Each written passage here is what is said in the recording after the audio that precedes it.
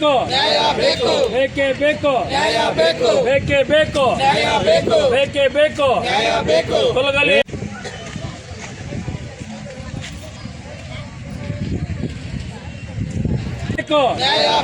ಬೇಕೇ ಬೇಕು, ಬೇಕೇ ಬೇಕು, ಬೇಕೇ ಬೇಕು, ತೊಲಗಲಿ, ತೊಲಗಲಿ.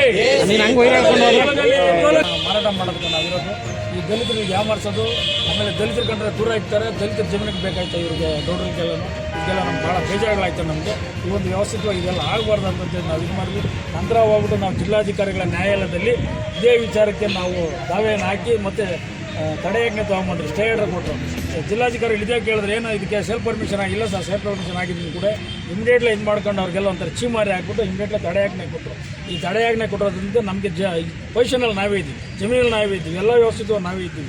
ನಾವೇ ಇದ್ರೂ ಸಹ ಇಂಥ 420 ಕೆಲಸ ಮಾಡ್ತಾನೆ. ಇದರಲ್ಲಿ ಇನ್ವಾಲ್ವ್ ಆಗಿರ್ತಕ್ಕಂಥ ರಾಧಾಕೃಷ್ಣ, ಕುಮಾರು ಮತ್ತು ಕುದುರೆಗೆರೆ ಅಶ್ವತ್ಥ, ಆಮೇಲೆ ತರವಣಸೆ ಮುನೇಗೌಡ ಮತ್ತು ಕುದುರೆಗೆರೆ ಮನು ಅನ್ನೋರು ಇವು 5 ಜನ ಸೇರಿಕೊಂಡು ಇವ್ರಿಗೆಲ್ಲ ಯಾರು ಇವರಿಗೆಲ್ಲ ದುಡ್ಡು ಕೊಟ್ಟು ಇದು ಕಾನೂನು ವಿರುದ್ಧವಾಗಿ ಆದೇಶ ಮಾಡಿದ್ದಾರೆ.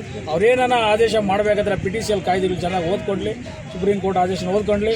ಆಮೇಲೆ ಸರ್ಕಾರದ ಈಗಿನ ಸಚಿವರಾದಂಥ ಕೃಷ್ಣ ಬೈರೇಗೌಡರು ಮತ್ತು ಸರ್ಕಾರನೇ ಅದಕ್ಕೆ PTCL ಕಾಯ್ದೆಗಳನ್ನು ಅವ್ರಿಗೆ ಪರವಾಗಿ ನ್ಯಾಯ ಕೊಡೋಗಂಟ ಯಾವುದೇ ಆದೇಶಗಳು ಮಾಡಬೇಡ ಅಂದ್ರೂ ಕೃಷ್ಣ ಬೈರೇಗೌಡರನ್ನ ಒಬ್ಬ ಸಚಿವರ ಆದೇಶನ ವಿರೋಧಿಸಿ, ಆಮೇಲೆ ಸರ್ಕಾರವನ್ನು ವಿರೋಧಿಸಿ ಈ ಒಂದು ಕೆಟ್ಟ ನಡವಳಿಕೆ ಮಾಡೋದು ಭಾಳ ಬೇಜಾರಾಗ್ತದೆ ನಮಗೆ. ಈ ರೀತಿ ಆಗಬಾರ್ದು. ಅವ್ನು ಇಮಿಡಿಯೇಟ್ಲಿ ಅವನು ಅಲ್ಲಿಂದ ಆಚೆ ಹೋಗ್ಬೇಕು. ನಾವೇನ ಇದರಲ್ಲಿ ಸುಳ್ಳೇನ ಹೇಳ್ತಾ ಇದ್ದೀವಿ ಅಂದರೆ ಅವರ ಮೊಬೈಲ್ಗಳು ಮತ್ತು ಅವ್ರ ಸಿಬ್ಬಂದಿಯವ್ರದ್ದು ಮತ್ತು ರಾಧಾಕೃಷ್ಣ ಅವ್ರದ್ದು ಇವ್ರದ್ದೆಲ್ಲನೂ ಅವ್ರದ್ದು ರೆಕಾರ್ಡ್ಗಳು ತೆಗೆದು ಆಮೇಲೆ ನ್ಯಾಯ ಕೊಡಲಿ ನಮಗೆ. ಯಾಕಂದ್ರೆ ಇದು ಮಾಡೋದೊಂದು ಸತ್ಯನೇ.